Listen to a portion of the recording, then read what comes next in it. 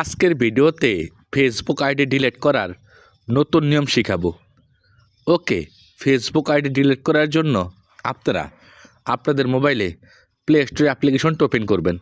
Open করে Facebook official application update করবেন। Update করার পর ফেসবুক অফিসিয়াল অ্যাপ্লিকেশন ওপেন করবেন।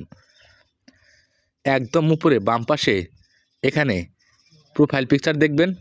প্রোফাইল পিকচারে ক্লিক করবেন।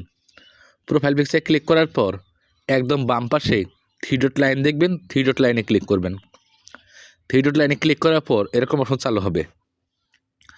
এখানে 1 এবং 2টি অপশন চালু হবে।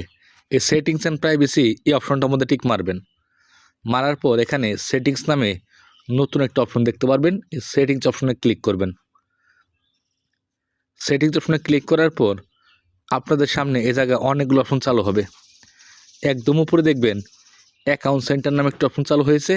এই অ্যাকাউন্ট সেন্টার অপশনে ক্লিক করবেন।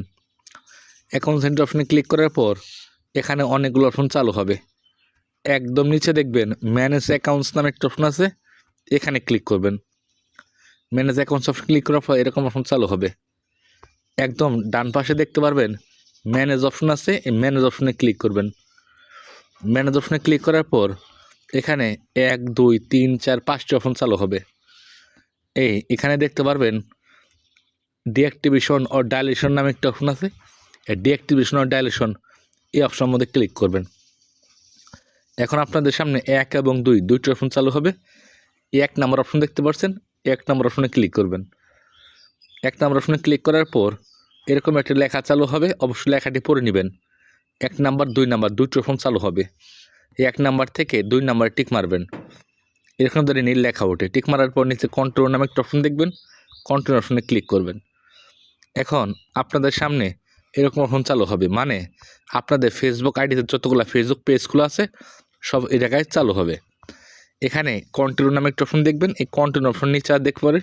কন্ট্রোল অপশনে ক্লিক করবেন। কন্ট্রোল অপশনে ক্লিক করার পর 1 2 3 4 5 6টি কারণ শো করবে। যে কোনো একটি কারণে টিক মারার পর অবশ্যই উপরে লেখাটি পড়ে নেবেন। নিচে কন্ট্রোল অপশনে ক্লিক করবেন। ক্লিক করার পর পাসওয়ার্ড চাইলে পাসওয়ার্ড দেবেন। পাসওয়ার্ড না চাইলে কনফার্মে ক্লিক করার সাথে সাথেই ফেসবুক আইডি খুব সহজে